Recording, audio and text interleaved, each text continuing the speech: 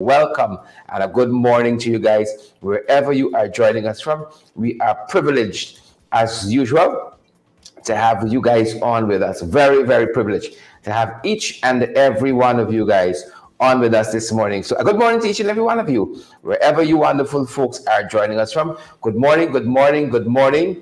Great to have you guys on with us, wherever you are joining the live from. As we say, thanks. We on the live. We on the live. Great to have each and every one of you. We didn't even realize we didn't go through to some of the Facebook places, but you haven't missed much. If you're now joining us, you have not missed much. We didn't realize we didn't go through to all of the usual places. Great to have you guys on this morning. Great to be with you. It's the 15th day of March already. Believe it or not, half of the month is gone. Alexis Chamley Richmond and Chevron McDonald and all the other folks, believe it or not, half of the month has gone. So you got to pick up the pace. If you're chasing down, you're running down, you're hunting down some of those goals and aspirations, you got to pick up the pace, guys. Half the month is gone. We can't even count today. 15 days done just like that. Just like that. But great to have you on. Marjorie Budram and Paula Hicks, and I see we have Fretia Phillips. Good to have you guys on with us this morning. Great, as a matter of fact, to have you guys on. No, we're a tad bit late, and I will try to be a hero to see if we can wrap up by our usual time. So why not let us get right into it? Do let us know if you're hearing our audio loud and clear. We don't want any problems. Good morning to the tubers, Dolly and Gail. Good to have you guys. Debbie, I see you as well. Candy is there too. Good morning to all the tubers, the folks who are joining us on, we say tube like as if it's C. The tubers. All our tubers, good to have you guys on this morning. The folks who are joining us on Facebook, the Meta app, good morning to you guys as well. Those of you joining us on Twitter and all the other places, LinkedIn, I think we got a feed through the LinkedIn as well. And those of you who are joining us at that end, Basil Clark and all the other folks, good morning. Simone Williams, all the technicians around. Guys, it looks as though you folks are fired up and you're ready to go. We are as well. We want to head into some of those issues we are following in the morning papers. We want to head into some of those. And guys, please let us know if you grab the morning papers, you've had a look at the news at your end. Do let us know one of the headlines that may stand out in your own mind there. We'd love to have a look at it. Call it out here. We'd love to do that. So if you have a headline, something's happening by your end in the news, do let us know as well. We'd love that. We would love that. Do let us know if some of that is going down by your side. Please and thank you. Let us know if some of that is going down where you folks are on this great morning. But as I said, good to have each and every one of you on with us. It's a privilege. It's a privilege, and we want to head into some of what's making the news, guys, this morning. How are you folks doing out there? Give us a check. I see Candy says enough is enough. Damn right, Candy. And Dolly and Gail, Magnell Barrow joining us. Gail Alicock, of course, joining us. Candy Naleen Inderjeet. Candy says she's ready for the crosses. We had a lot of them on last night, on our live last night, and yesterday during lunch. That podcast seemed to have brought out a lot of the crosses from under the rock they've been hiding under. A lot of them came out. That's what we saw. A lot of them came out. Whichever rock they've been under, a lot of them come out. A lot of them come out. First up, I think we're dealing it. One of the headlines we're following at our end. First up, we've been talking about this all the time. All the time we've been talking about this. Is everybody doing the side hustle? Everybody into the side hustles, folks. Yep. 6 months, I think, for 6 grams. Fisherman was caught trafficking about 6 grams of cocaine, and the folks have given him 6 months and a $30,000 fine. Now, I see people who you hold with ganja, get more time than this. But Lukman Hayat, that's the name of the fisherman, just 24 years old. Young fisherman, Lukman Hayat of Good Hope on the Essequibo coast. 7 grams of cocaine he was apprehended with, and he was slapped with this 6 months jail term and a $30,000 fine. Yeah. Side hustle. More and more people we see. Is that a sign of the economy? Do you guys think? Gail and Dolly, out front parts, Natasha Glenn, Jamie Gibbs, you think is as a result of the economy, more and more people going into the illicit trade because the economy and firing desires with the economy, who's supposed to be pushing and doing this and that? You think they're not doing it well? That's why more and more people turning to a life of crime because things are tight. That might be one reading of it. Indeed, that might be one reading of it. Look at this other headline we're following. It's a set of stuff happening. A set of stuff happening, folks. Look at this other headline we're following. Next headline we're following, folks. Kokwani. You know, we're happy for them. Kokwani. In the news, triplets. Triplets were born at Kokwani, and I don't even think we have that. I don't think we have that graphic. You know, wish we did. So the folks at Kokwani are celebrating. They're telling us, triple joy. I'm happy for them. You know, I'm happy for them. I envy them. I just tell you, I'm happy for them. You know, folks who got twins got their hands full, right? I know people like children and they say, oh, kuchiku and, you know, all of those things, nice. Right, when it's you children. The guy up all the hours. You see, it's different. You know, it's different. When them children got you up all kind of hours, you know, you look at things quite different. Quite different people look at things. And so the folks there are celebrating, you know, triple joy, they say, as they celebrate the birth of triplets. And they're telling us that these kids were born at the Georgetown Public Hospital Corporation. So kudos to the nurses there. Kudos to the nurses there who are responsible for these triplets coming out of Kokwani, folks. Coming out of Kokwani. You know, and we're so happy for them. Oh, yes. We're so happy for them. Folks, let me let you know this. My sister, God bless her soul, had twins back to back.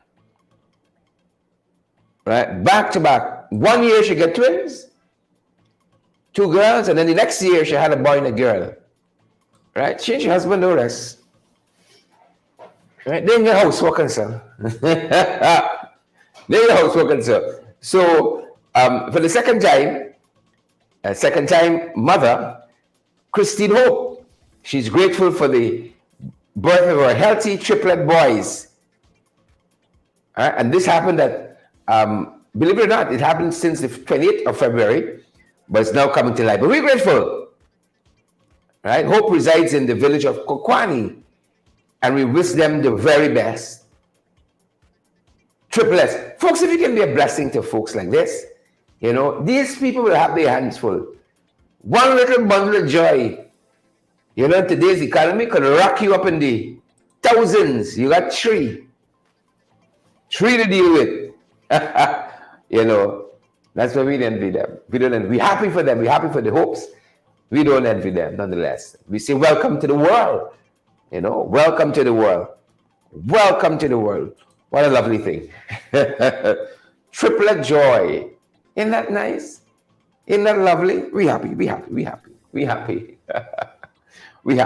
Look what else, guys, we're following with concerns. The headlines this morning. Look what else we're following. In the news this morning. Look what else we got out there. Yeah, they're telling us that this model agreement for future production sharing agreements, right, is now out there for commentary. Government releases now. That's historic in itself. And you know you have to fight them. They don't release nothing. They're releasing money to the public servants. And they do not like to release information at all. So they have to be fought tooth and nail. to get the information out of them. And now these model petroleum agreements, they say it's in the public domain and available for comment. And available for comments. They didn't say where in the public domain, but just as out there. Terence, Bilan, Jennifer Bob, they didn't tell us where, but they told us it's out there. And guys, we're going to bring you some more on this. We're going to bring you some more on this. Moving along, folks, in the news today, moving along. Look at us we're following. The Public Accounts Committee. The Public Accounts Committee is a very, very important institution in any country, but in this one. Right. But in this one, the PPP has done everything imaginable to avoid the scrutiny of the Public Accounts Committee, which scrutinizes government spending. They've done everything imaginable to stymie the work of the committee. They brought in a confidence motion against its chairman, who at that time was David Patterson. And they're giving the current chairman, MP German Figueroa, a tough time. They changed his standing orders. So unless you have a majority of government representatives, in this case government ministers, on the committee present, the committee cannot be constituted and function. And they've been absenting themselves over and over and over again. The last time we spoke to the chairman of the Public Accounts Committee on this issue, believe it or not, was last year, December.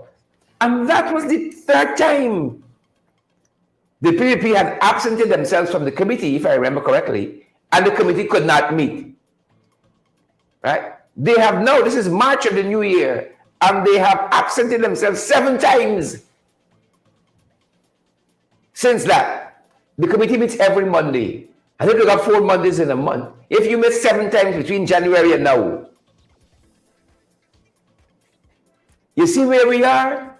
So they are running from the scrutiny of the Public Accounts Committee. They don't want you to question their spending and summon persons before the committee. And that is why we're seeing what we're seeing. Last year, December,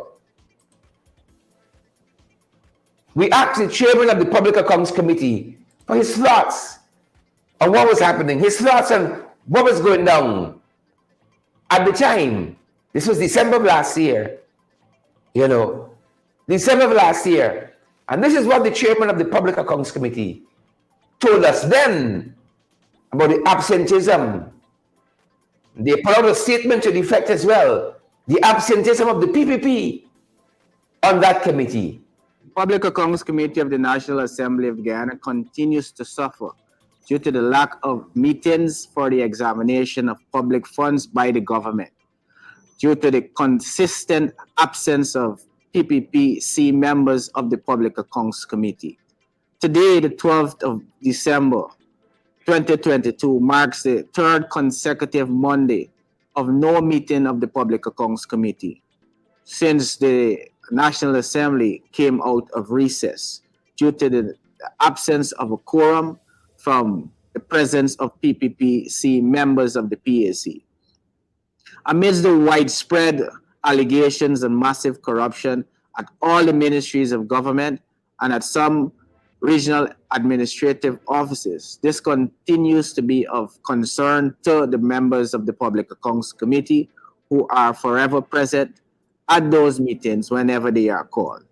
The absence of the PPPC government members is a clear show to their total disregard and disrespect for accountability and transparency.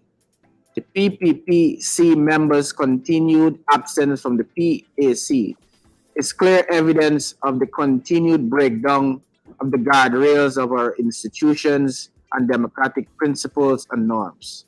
As chairman of the Public Accounts Committee, I am persuaded more than ever that the work of the ministers are overwhelming for them to multitask. I have always held the position then as I do now, which happens to support the view shared by the Honorable Member Gail Teixeira in 2016, where she posited that the presence of ministers on the Public Accounts Committee goes against the grain of the Constitution and the standing orders.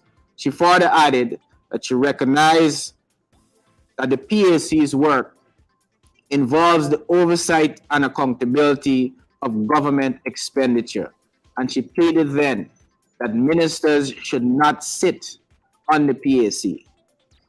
I therefore call on the Honorable Minister of Governance and Parliamentary Affairs, who is the lead member of the government side on the PAC, to heed to her convictions that she once held in 2016 and recuse herself, and more so to encourage her fellow Minister of Government who sits on the PAC to also do the same. The work of the Public Accounts Committee is important in observing the democratic principles to ensure that accountability and transparency of the people's money and resources are adhered to. So we call on the government to recuse the two ministers who sit on the Public Accounts Committee so that we can have the PAC function in a manner in which it should. Yeah, there you have it. That was December of last year. And I hope you listened to that very carefully. Right? You heard him say what Gail Teixeira had said in the past about government ministers sitting on the committee, the chairman of the PAC. He said Gail in the past said government ministers shouldn't sit on the committee because that stymies the work of the committee. They're never there because, of course, they got portfolios they have to address. Never mind these here and ain't even doing that. Right? But these are the hypocrites. These are the hypocrites you have to deal with. The hypocrites. And I dare say, you know, we see a lot of individuals, even institutions, I see condemning, some comments attributed to our WPA brother, Tukuma Ogunse. Now, if you feel strongly about those comments, I haven't even had the time, believe it or not, to follow that, to listen to it. But clearly, it has offended a lot of people. And if you're offended by it, and you have a right to be offended by it, if that's how you feel, fair enough. But this, and these actions of the PPP deserves condemnation as well. The Public Accounts Committee is a very, very important committee that deals with the spending of any government. A functioning democracy has checks and balances. But these folks, they want no checks and they want no balances. They just want to do as they please. So you change the standing order of the committee so it can't meet unless government officials present, and then you don't turn up. It's a kind of wickedness like you cannot believe. Wickedness. You know what? There's corruption rife and rampant and amidst. It's that they don't want to be highlighted. Friends, family, and favorites in this one Guyana. Friends, family, and favorites. Friends, families, and favorites in this one Guyana. And think that Ali should come and abuse out about. He abused it out. He ain't came in out. And all of those others heaping condemnation all over the place. Here's a good issue to jump on and heap some condemnation. Here's a good issue. Folks, if you might just join us, we're talking about how the work of the Public Accounts Committee of the National Assembly is being stymied by the People's Progressive Party Civic, them jagabats. The 10th meeting they have missed 10 times. The committee couldn't meet because of the PPP. 10 times. And then you have an old ferret like Gail coming to lecture us about good governance, on rule of law and democracy. An old ferret like Gail coming to lecture us. I want to you to hear again and internalize what the chairman of the Public Accounts Committee was saying about the committee not meeting. And this was the third meeting they absented themselves from. It's 10 times they absent themselves now. What are we waiting to see? The credits, the words go up, as we used to say.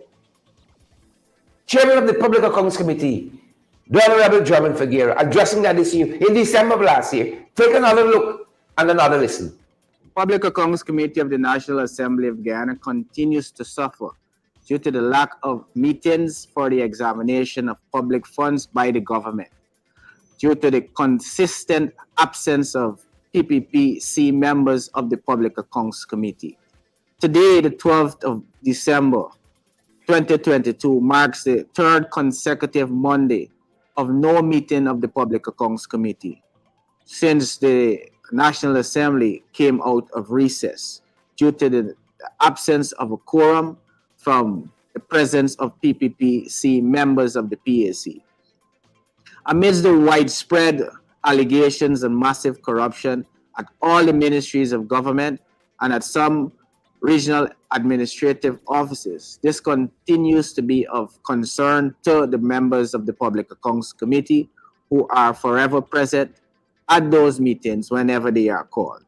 The absence of the PPPC government members is a clear show to their total disregard and disrespect for accountability and transparency. The PPPC members' continued absence from the PAC is clear evidence of the continued breakdown of the guardrails of our institutions and democratic principles and norms. As chairman of the Public Accounts Committee, I am persuaded more than ever that the work of the ministers are overwhelming for them to multitask. I have always held the position then as I do now, which happens to support the view shared by the Honorable Member Gail Teixeira in 2016, where she posited that the presence of ministers on the Public Accounts Committee goes against the grain of the Constitution and the standing orders. She further added that she recognized that the PAC's work involves the oversight and accountability of government expenditure, and she pleaded then that ministers should not sit on the PAC. I therefore call on the Honorable Minister of Governance and Parliamentary Affairs, who is the lead member of the government side on the PAC, to heed to her convictions that she once held in 2016 and recuse herself, and more so to encourage her fellow Minister of Government who sits on the PAC to also do the same. The work of the Public Accounts Committee is important in observing the democratic principles to ensure that accountability and transparency of the people's money and resources are adhered to.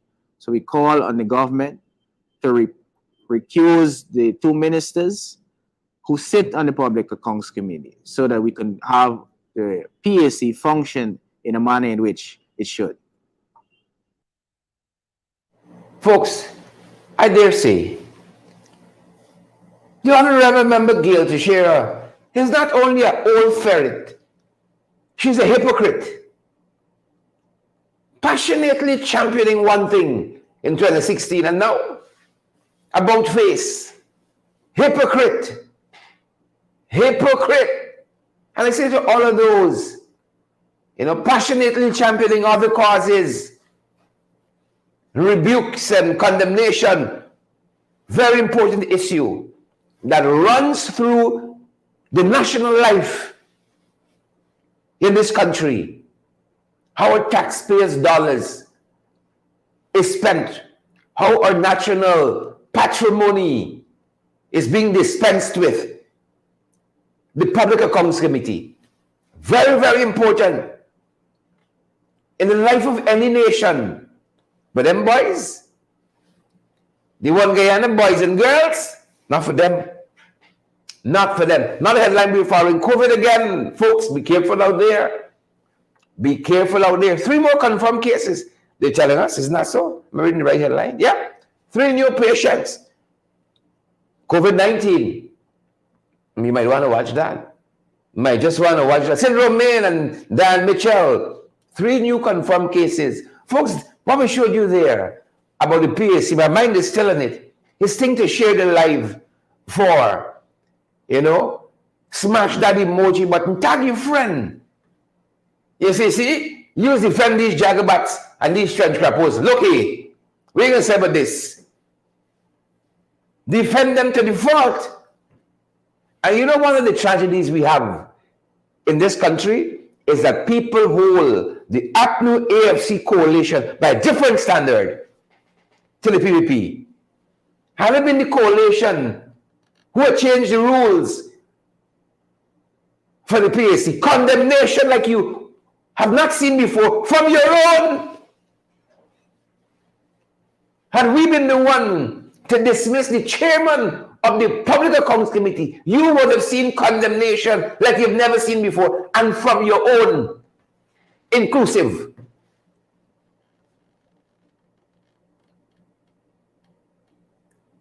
So it is startling, the kind of deafening silence you hear out there while you got this creeping dictatorship, right? This creeping apartheidship, and all the other things that creeping upon us, the cost of living.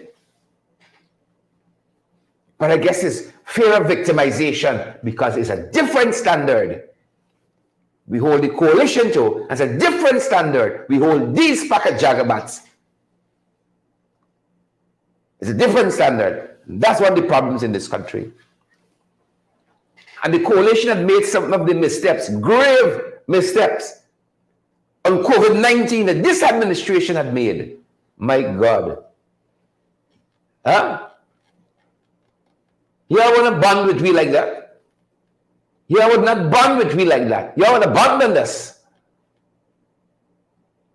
Some of the missteps. But you have to be careful out there.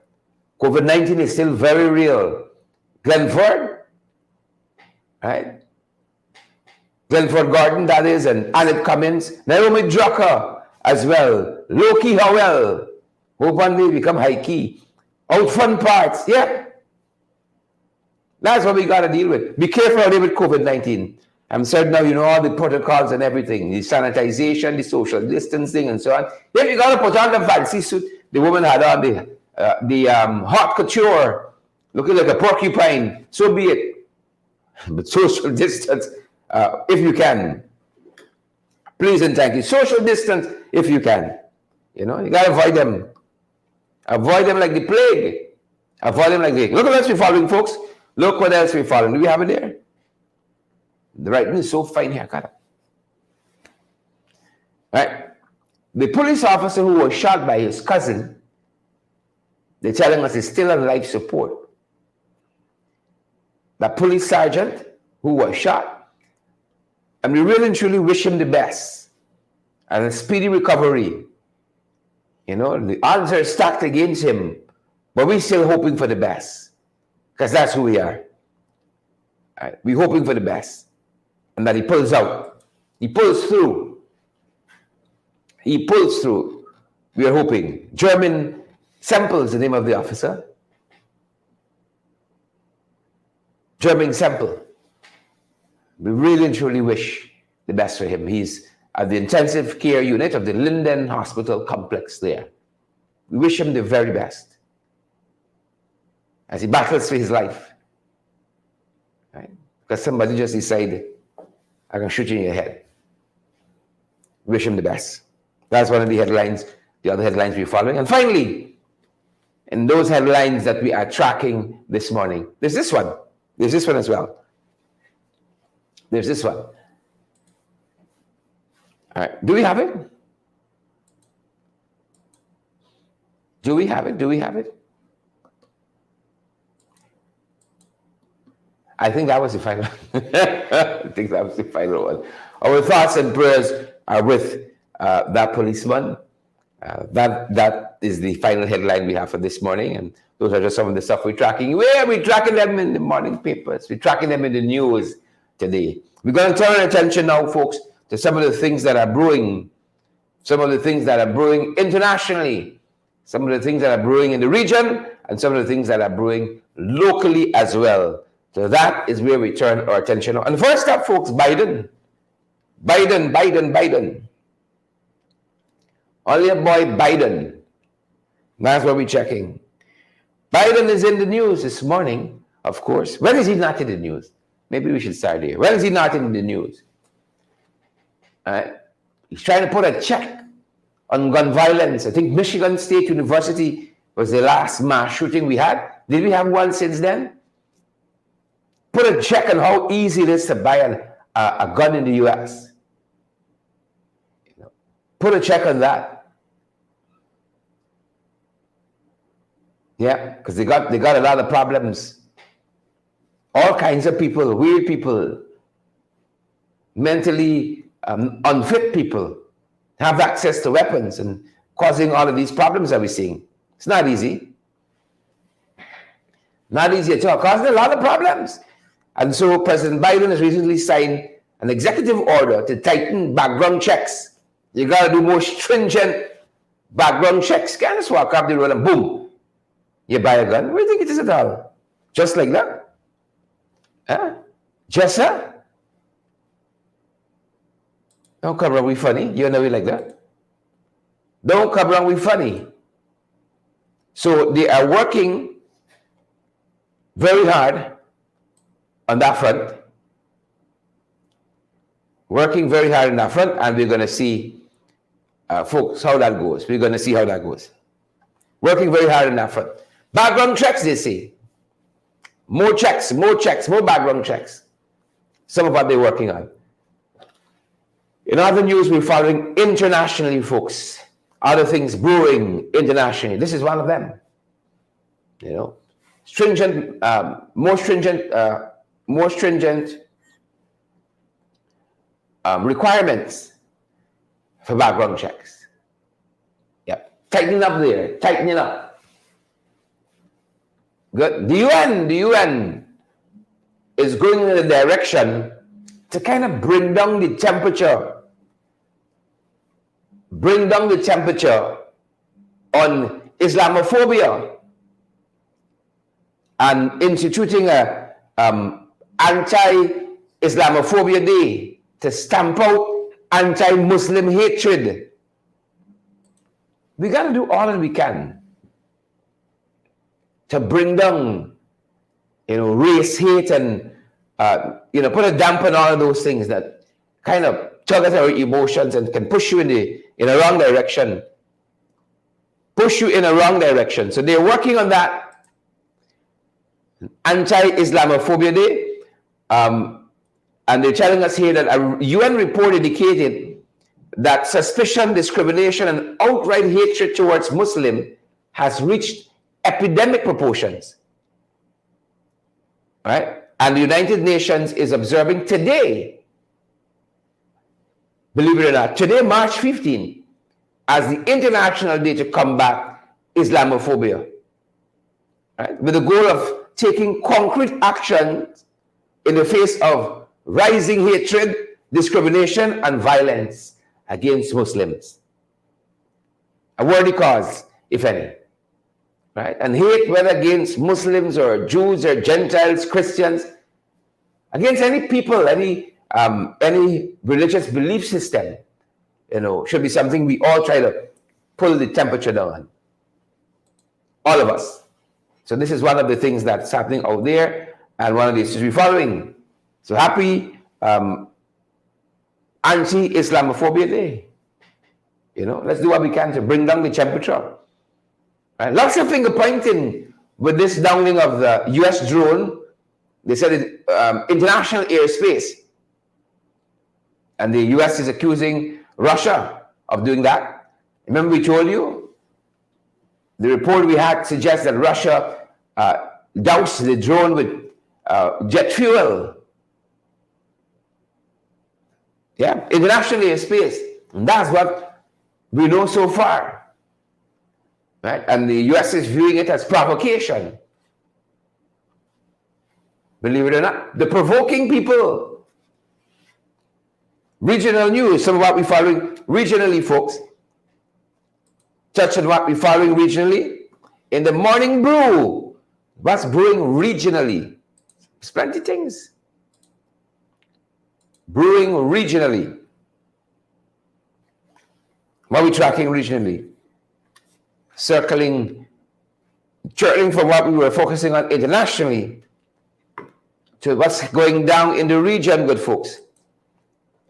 And in Trinidad, not in Trinidad, in Barbados, sorry, mixing up my Caribbean countries. In Barbados, Mia had the budget was presented in the National Assembly of Barbados, I think close to 4 hours. Mia Mottley, Prime Minister of Barbados, is also the finance minister. She's also the finance minister, and they had a 4-hour budget reading in which they said no new taxes. But one of the things that the political parties in Barbados have been keen to punction is the fact that there have been taxes, you see, over the period Mia has been in office. There have been taxes. Right? There have been taxes. And though they're saying in this budget, no new taxes, part of the challenge is the old taxes that they bring have not been removed. And so Dr. Ronnie Haywood, of one of the political parties there in Barbados, he said the budget has done nothing for Barbadians. My folks from Barbados, we are like, right? He said it has done nothing for Barbadians. And of course, Dr. Ronnie Yearwood, he is from the Democratic Labour Party. And they said they have about 30 taxes which were imposed by the Mia Mottley administration since they took office in 2018. About 30 new taxes. They said no new taxes in this budget, according to Mia. But the folks says, hey, there's nothing really in this budget for Barbados. As a matter of fact, the Democratic Labour Party, the DLP, says that this read like a throne speech. You know, those countries who still got the monarch as the head of state, that's what you call it, a throne speech. It read like that. Dr. Ronnie Yearwood said that. That's one of the things we're tracking in the region, good folks. Look what else we're looking at regionally. Now the issue we're tracking regionally, this one has to do with, let me make sure we have the notation, right? This one has to do with, oh boy, yeah. This one has to do with some monies, folks. Remember we told you, apologies there, we told you about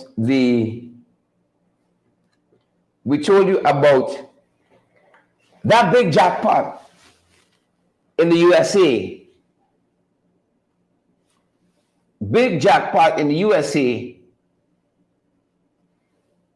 Give us a sec. Big jackpot in the USA last evening. Well, in Trinidad and Tobago, they got a jackpot too.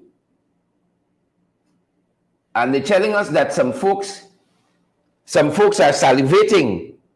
We're trying to find a way in our notes, folks. Forgive us. The folks there are salivating because in Trinidad, they got a big jackpot as well. A humongous jackpot. Somebody said 19 million. Somebody said 19 million. You think 19 million easy? You think 90 million is just a big jackpot? The folks there salivating, they says nice time. Somebody gonna be very, very happy and tell you that much we know. Somebody's gonna be extremely, extremely happy. You know, because it's gonna be a real nice time. Give us a sec, folks.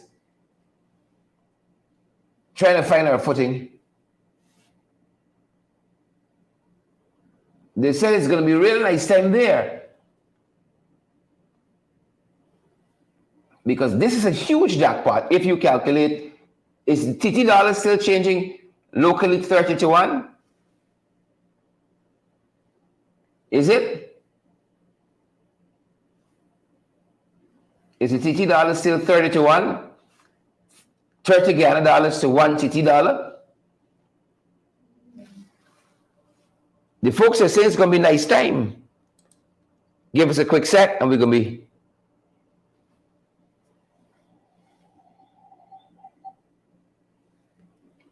We're going to be with you guys.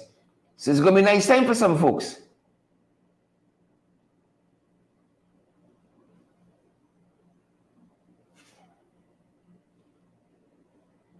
This thing trying to play with us in the back end. Apologies. Well, we can take the line down. Yeah. Okie dokes. They're trying with me. Yeah. So in Trinidad, folks, the lottery they're telling us, the lottery in Trinidad and Tobago, this is what it's looking like over, sir. The lottery in Trinidad and Tobago, they tell us, is $18.5 million. Now you multiply 18.5 by 30. And you can see how this is nice time. You can see how this is real nice time. We wish them the best. We wish them the best. And you all know we've been talking about the Director of Public Prosecution in Trinidad and Tobago, Roger Gaspard. He's been a lot in the news recently. Looked like he's running for office a little bit to me. You know, looking like he can make an about face.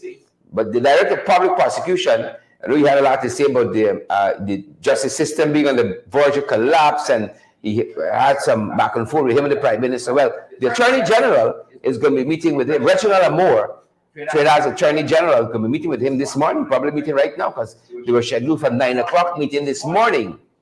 And exactly what's the problem? No one to put it in any decent way. Yeah, I think that's what the Attorney General in Trinidad asking Roger right now. Reginald asking Roger right now, what's the problem? What? Like Kamala sent you. So that's a meeting that was scheduled for 9 o'clock this morning, and that's one that we're following. And why we following that? We told you guys, nice time. We following nice time as well. Daniel Ortega in Nicaragua. They run a spat with the Vatican right now. They want the Vatican out of their business right now. You know, and he is expelled. You know, the representative of the Vatican in Nicaragua, and called back their representative to the Vatican as well. So things are escalating a little bit there. You know, since I was like, hey, Ortega, they're out. I mean, like, okay, if it works for y'all. You know, if it works for y'all. And like some of them, since a little sir, hey, McGill. You know, all right. Okay, now the news. Who get vampire blood? Get vampire blood. You know, now the news. This is Belize, folks. It seems to be budget season in the Caribbean. In Belize, they have the budget reading next week. And the opposition leader, Moses Barrow, Moses Shane Barrow, right? He said, you see this happening here? It's foolishness. Lots of the ministries getting a cut in budget. And he says it speaks to the incompetence of the incumbent. That's what he said. Right? That's what he says. I want to get to a quotation of his. He said it speaks to the incompetence. He says in human development, you are spending $1 million less than you were in 2019 in home affairs. The same thing is happening in other ministries, he says, in our social setting. And he said this poses a crisis. You're spending less, but the problems are mounting, according to Mr. Moses, according to Mr. Barrow, Moses Barrow. People say you got two last names, right? He says because of this crisis, there is a citizen security crisis. Moses Barrow says, the leader of the opposition, in Presenia, they just had an invasion of a resort where they tied up the tourists. That is a problem that impacts our tourism industry directly, he says. Now, citizen security have gone from the bad man to crime-ridden community killing each other. And he says cuts in the budget for places like public security, home affairs. Is he going to keep that repeating itself? Because how can you clamp down on crime with a smaller budget? Saying the government there is incompetent. We can be following that. Budget season in Barbados, budget season in Belize. We're going to be keeping on top of it, folks. We're going to be keeping on top of it. Shane Moses, for you, the leader of the opposition. Moses Shane Barrow, the leader of the opposition in Belize. Jamaica is still dealing with this drought issue. And they say they were singing and dancing in the street as they got some rain recently. Remember we told you there was a 100 million injection into providing water for citizens. Some of what we take for granted here. Y'all got the waterways in, the pipe, the main break. You know, we showed you one last night. Contractor broke up the main there in Pike Street. Wasting water. That's gold for Jamaicans right now. Gold. They had $100 million injection into just getting water to people. You know, in this period of drought. And then they had a 60 million injection. Try to alleviate drought conditions. And had a little rain recently. You see people flicking in the streets. Some assaulting. Cheerleaders got a pom-pom out there. You know, showers a blessing. God don't come. We see us curbing people he send. And so they're grateful for the showers. Grateful. This is Andrew caused the drought. Andrew Holness. That's what the folks telling us. It's Andrew caused the drought. Folks, we turn attention in the 592. I think we gotta, you know, I want to give kudos, with kind of preempting there. In the 592, kudos to the Consumer Protection Agency. The consumer, am I getting it right? I don't get it right. Let me make sure I get it, I'm accurate. With my agencies, I know it's still doing some allied work. Let me make sure I get them correctly. And this is the Competition and Consumers Affairs Commission. Yeah, Competition and Consumers Affairs Commission. They're doing some work, folks. That can only be to our benefit, because the more you know of your rights as consumers, the better. You know, there are some places that tell you goods not returnable, madness. No refund, madness. You got to know your rights as consumers. And so they've now launched a bumper sticker initiative to kind of educate folks on their rights as consumers and our rights as consumers. And the more we know, the better. The better. Some places tell you, check your change, and if you don't check your change, you can't come back and lodge a complaint, and goods not returnable. If you bring back your goods, they give you some kind of a cost. They deduct like a processing fee or something like that. The more you know as consumers, the more we know as consumers, the better it is for us. The better. We want to wish them all the best. But this is some of the stickers that they launched. Demand your warranty and receipt. These are some of those bumper stickers. No refund is illegal. Businesses can't tell you they're giving you a refund. Folks, you better stay woke out there, you know. 7 days to return an item. Know your rights. Consumers, you have up to 7 days to return an item. Know your rights. I like that. You got to know your rights. That's why this government trampling on some of us. And the Consumer Affairs, Competition and Consumer Affairs organization, it's located in the Sophia Exhibition Center. What we know as Sophia Exhibition Center. This is where it's located. The competition. Why am I tripping over myself here? Tripping over myself. The Competition and Consumer Affairs Commission.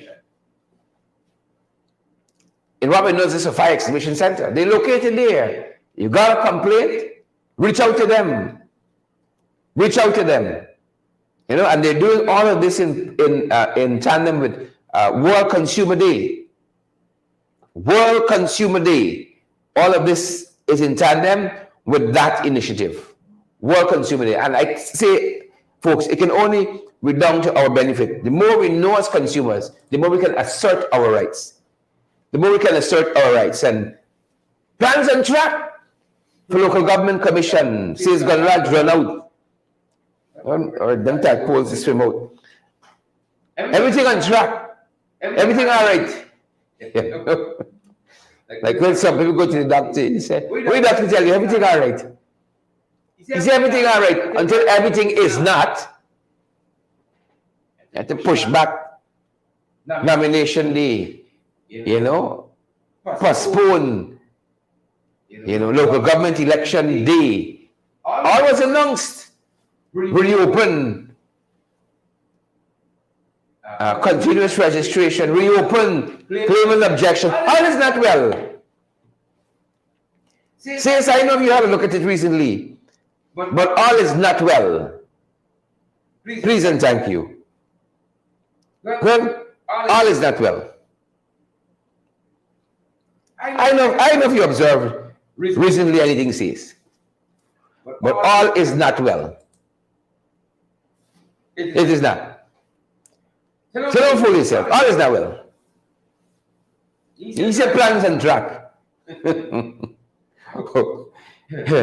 Yeah. You know, these are folks who are less wise than the senior counsel, shadow attorney general, take them to court. They would have still been running with allowing Darmlal to do the demarcation of boundaries. And then they pulled that from him. Still used his plan. But he knew what he was doing was wrong. He said everything on track. Folks, I say to you again, Yvonne Ramasar and Wayne Brown and all the other folks, I say to you guys again, right? Don't let me wait for going and take a lamp stick night time for watch the ballot box. Them boys done doing the meche. CC Forbes, they're doing the meche already. Doing the meche already. Right? Those of you who flying out, British Airways, March 27. It's not an option. You go wrong by them embassy, you want to know. People don't run from good. People don't run from good. March 27. British Airways via St. Lucia. They don't run from good. You see when people put up, I need help. Desperate for help to rebuild my house and so on. It's really the same men on mission. You can come this side. That's what they're really saying. So men on mission, fire victim in Elmore needs a house. Fire victim in Elmore needs a house. To the men who are on the mission, the fire victim in Elmore. Yep. Need a house. They said they're desperate. They said she got to sleep by all kinds of people's house. And she said by them it's not too kosher. By them it's not too kosher. So men on a mission, while you're at it, the lady says she wouldn't mind too much if you all come down by she side. You know? She won't mind too much. And this is Kemrajni. Or Kemraji Kelawan. She says she sleeps by her daughter's house. And each day she is confronted by the dreaded reality. She remains homeless, following a fire that recently gutted her and Maurice Coast and Maro home. Yeah. Make people listen to them by themselves. Or you can say the other way. Young people, married people and so on. They're by you. They want your own place. So men on a mission, Kemraji Kelawan, since you're into housing, you know, I was looking at some of the aims of this men on a mission, to dispel male monogamy and all kinds of stuff. They're doing nothing to do with her. Nothing to do with her, right? There's a branch of housing, so Kemraji lost her house, Kelawan, and she said, please, she's desperate. tight sleeping by her daughter. She's desperate. So please, I don't know how to put it better. Please, that's what she said. Male mission. But the cost of fishing going up. Remember, Irfan, he run out, swim out. Mia Mills, thank you. Mia just made a contribution to our program via YouTube. Thank you, Mia. Yeah. 2 years ago, he said we give you a license. Win Santoki good. Win Santoki tight. You see? We get a license for y'all. Don't worry, man. 2 years later, the Surinamese fishermen charging Guyanese, renting out their licenses. I'm Surinamese, I have a license to fish. Remember, the Guyanese not getting licenses to fish in their waters.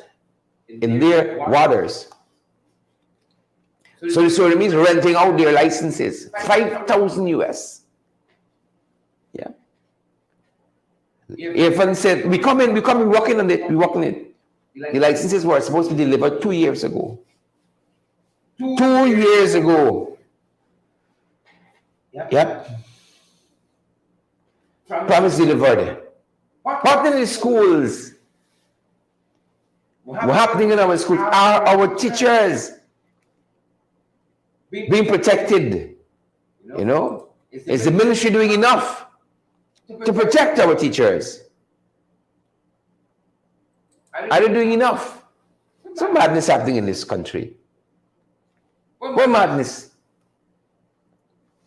They're telling us that Marlon Daniels, Fort Wellington teacher, is nursing injuries about his body after he was attacked and beaten by a student, the student's uncle, and several of his friends on Monday opposite the school. I had some comments on this last night in addition to this. Check the program last night. I don't want to say much more on it. Marlon Daniels, young man coming into the teaching profession, just 20. He's of 28th Village. I know if you're from 28th Village, you had to really and truly exercise a lot of restraint. He's from 28th Village. Right? My wife is from Berbice, from Region 5. They're from Yeovil. She was born in 28th Village. So she don't say she's from Yeovil. She said, I'm from 28. Yeah? When a Barbadian tell you that, you know what I mean. I'm from 28. That's like a broadside they carry, you know. Right? I'm from 28. So I know Marlon had to exercise a lot of restraint. A lot of restraint in dealing with them. A lot of restraint. But this is one that also should attract a lot of condemnation. The student, the uncle, and the friends attack the teacher, Marlon. Attack the teacher. Chisel Chipper, thanks for that contribution. Live on our YouTube channel, the comment section, there's a $ sign at the bottom. If you're in the diaspora, take it from there. Right? He had to exercise a lot of restraint. Attacked by a student, the student uncle, and friends. Now this needs condemnation. What is the condemnation brigade doing? They're missing a lot of issues, plural. They're missing a lot of issues. The condemnation brigade. This is one that we all can stand strong and defensive. You see, you don't believe against violence? All right. Right up your alley. Right up your alley. You say you don't believe in violence. Right up your alley. What's you waiting on? Several teachers protested yesterday at Fort Wellington. The president of the Ghana Teachers Union, Mark Light, had some comments during that protest exercise. Take a look. Take a listen as well.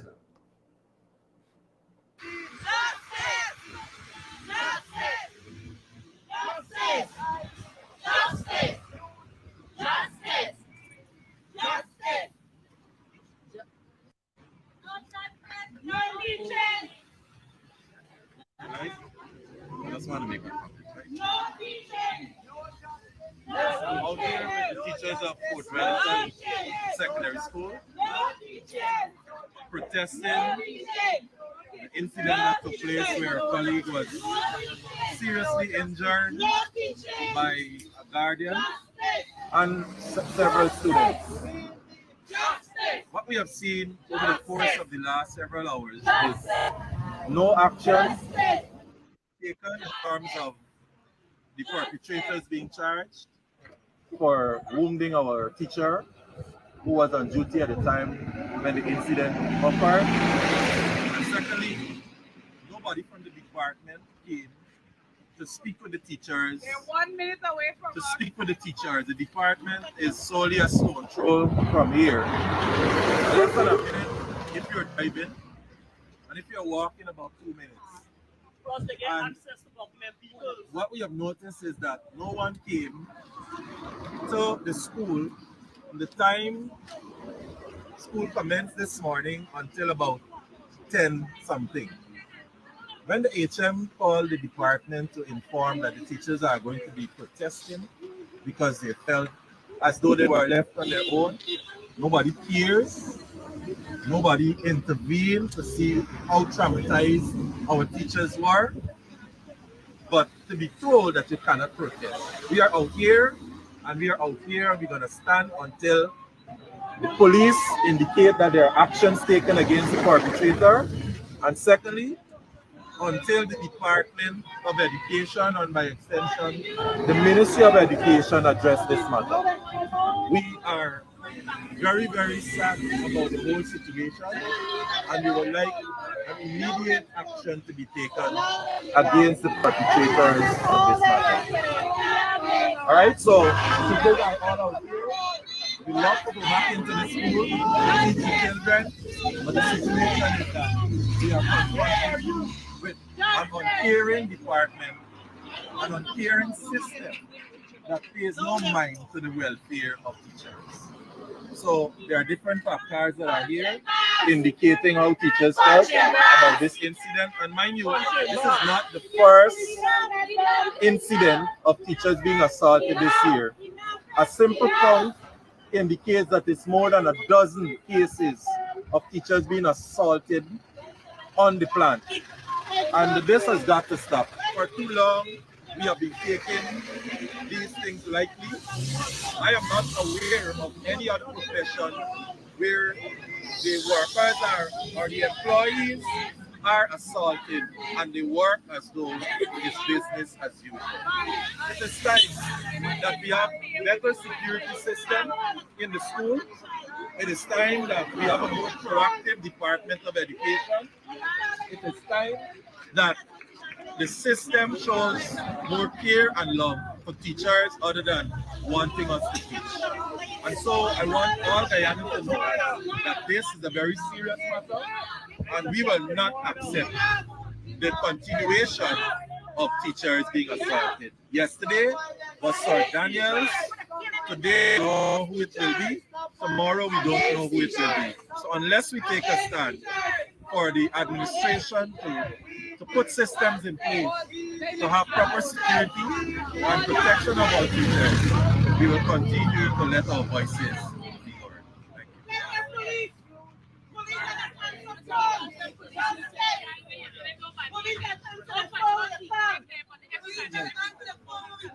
And don't last when we go. You're very bad. Better police. No, they're reaching. Answer your phone, Rico. Don't laugh at us. Protect us.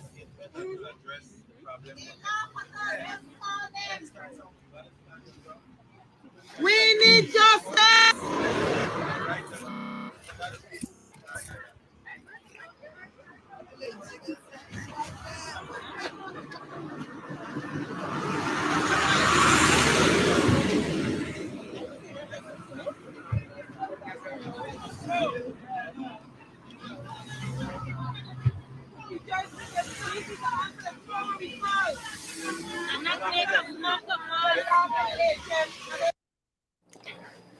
There you have it. President of the Ghana Teachers Union, Mr. Mark Light. I had the privilege of teaching for a number of years. You see? It's almost a thankless job, especially in this country. More than the nation's children, yeah. It's almost a thankless job. And when you're dealing with a regime like this, I heard Mark Light says, it's an uncaring system. That's the president of the Ghana Teachers Union. It's an uncaring system. And that's why he said last night, teacher, listen to me. That classroom, that school is your domain. And if you know you're in the right and a parent coming after you, fight them. You roll over and just get kicked up and box up and slap up and wait for the police who may or may not arrest and charge.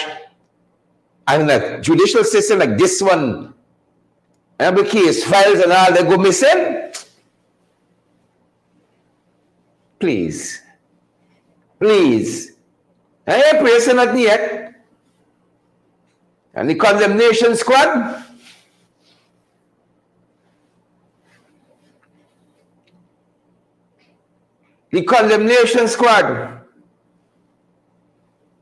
I see the private sector run out.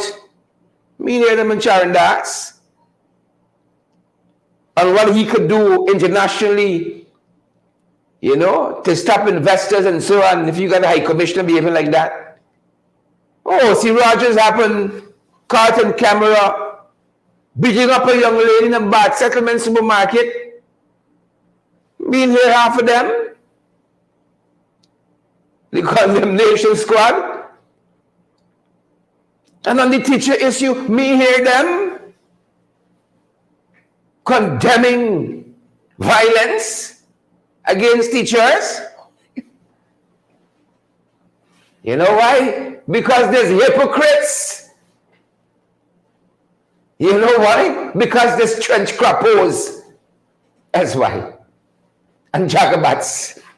That's why. That's going to do it for us. We're going to see you guys on our next program. We're going to see you guys back on our next program. You know, we can only do this because of your love and your support and your generosity. Partner with us. We're available via Cash App, via Zelle, PayPal, MMG, MoneyGram, and Western Union as well. We got a lot of platforms, all for your convenience. We don't say it in a braggadocious way. Of course, all for your convenience, good folks. All for your convenience. All for your convenience. Thanks for joining us this morning. We're going to see you guys on our next program. Yep. For your next program. We're going to see you on the next program. That's going to do it for us at this end, good folks. That's going to do it for we. But good to have each and every one of you on with us this morning. Take good care. Take good care. And I dare say, guys, if you want a good Justice of the Peace and Commissioner of Votes, Trafford Davids. You know who we recommended? Who you think we recommended? You think we Pagley? You think we Shubadi? Proper people, competent people. That's who we recommended. Competent people. People who actually know what they're doing. The Alistair Collins firm. A good Justice of the Peace, Commissioner of Votes, Trafford David, who provides expert guidance and support for all your documentation needs. The Alistair Collins firm.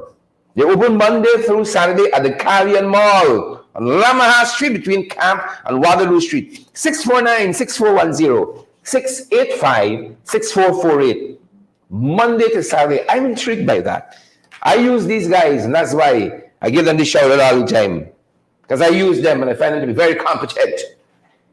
Very competent. Stay safe, guys. We're going to see you guys right back here on our next program, on our next broadcast. Stay tuned. We can tell you when. Thanks for joining us. Stay safe. Good people out there. Stay safe. Have a great morning. That's it.